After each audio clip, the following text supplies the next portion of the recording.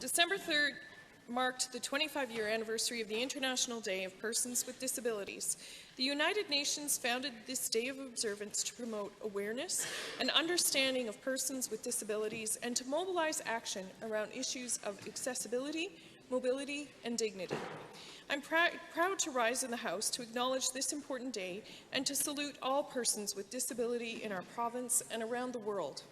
While we have observed the International Day of Persons with Disabilities since 1992, the sentiment goes back a number of decades.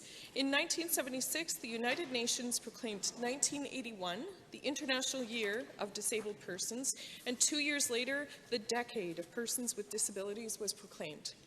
These were important steps, and there are many tangible ways the world has changed for the better because of these initiatives. In the past, it was common to think of disability as a problem rooted in the body.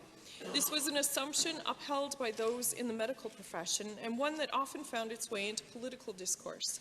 Now we have to ask each other and ourselves some tough questions when it comes to ability and disability.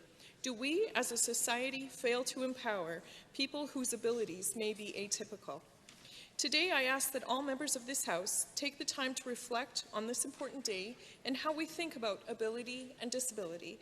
I ask that we consider the diverse needs of our constituents, colleagues, and friends who may themselves grapple with a disability. I would also like to send a gentle reminder to all members of this House. Disabilities may not always be visible and may not always be obvious, but they are no less real. Disability does not exist in a vacuum. We must continue to acknowledge how disability intersects with other forms of discrimination and thank the community for bringing forward their diverse experiences.